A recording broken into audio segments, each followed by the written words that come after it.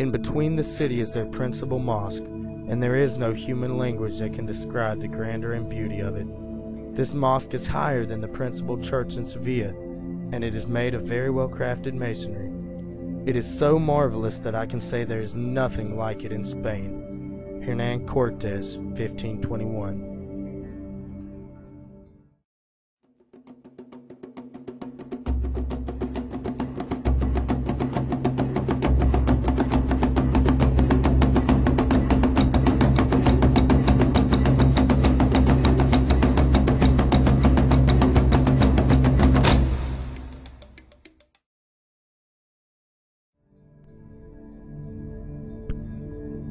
This quote-unquote mosque of which Cortés spoke so highly was actually a temple. Templo Mayor, or the Great Temple of the Aztecs. This temple was considered to be the greatest pre-Spanish structure of Mesoamerica and was the product of an architectural project which began in 1390 and continued for more than a century, through many phases and under the reign of numerous rulers.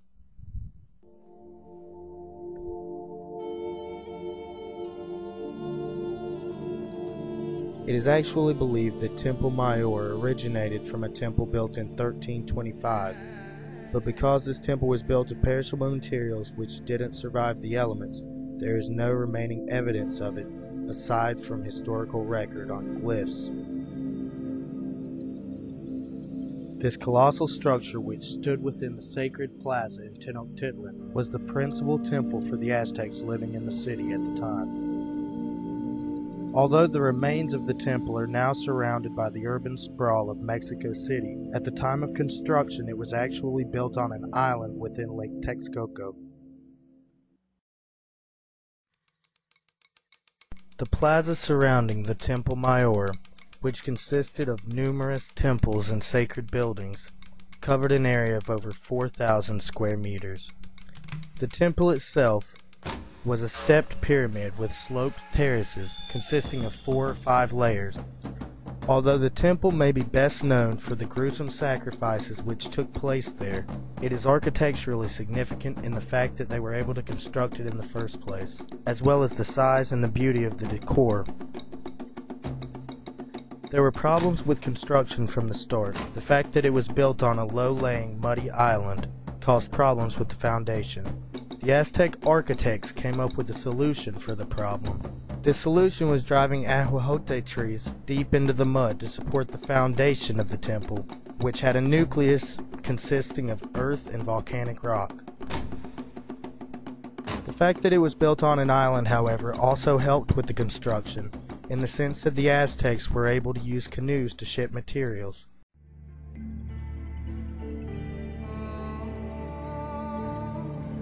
They actually dug canals through the island, which they used much like we do roads today, shipping materials and transportation.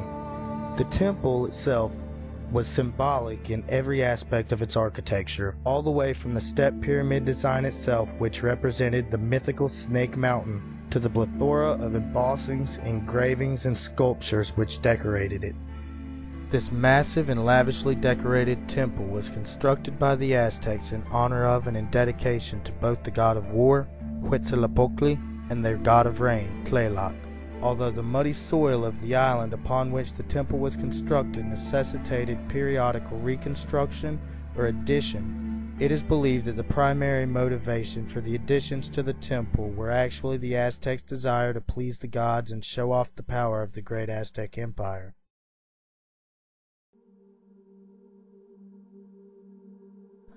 Little can be said for the originality of the architectural style used by the Aztecs in the construction of the Templo Mayor.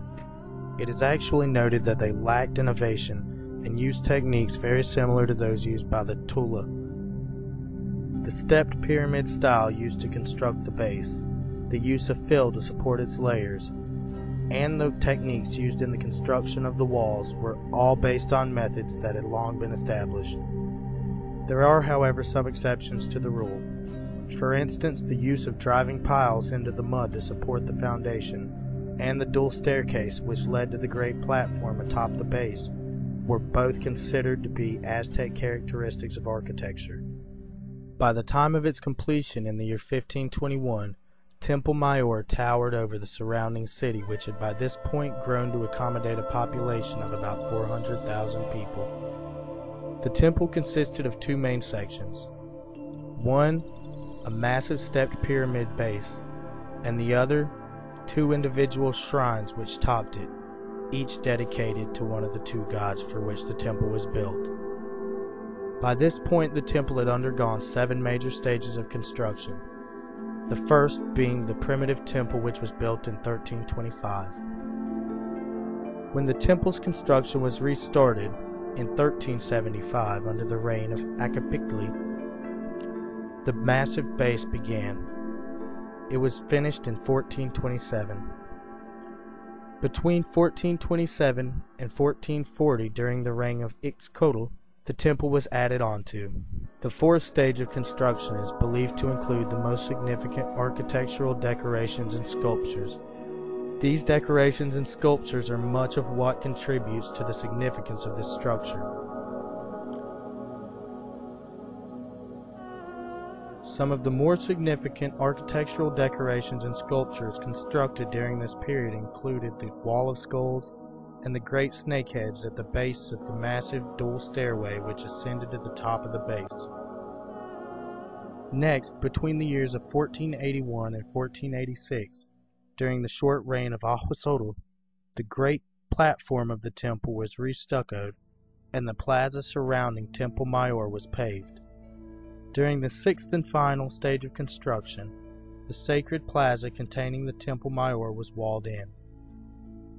Afterward, an inauguration for the temple was held, where it is believed that for a period of 20 days the Aztecs sacrificed 1,000 people a day, a total of 20,000 people. It is said that these sacrifices took place on flat stone altars outside the two shrines atop the base. When discovered in 1521 by Hernan Cortes and his army of conquistadors, the temple was destroyed. It wasn't rediscovered until 1978, when a large, round, engraved stone was found underneath the Mexico City Library. Upon excavation of the site, it is said that archaeologists were absolutely amazed with the wealth of artifacts which had survived the destruction brought on by the Spanish. There were many factors which motivated our group to use the Templo Mayor as the subject for our presentation, and why we felt that it was an extremely significant pre-1900 architectural project, first of which was the size. With a base of 262 by 328 feet and an approximate height of 197 feet, the temple was absolutely massive.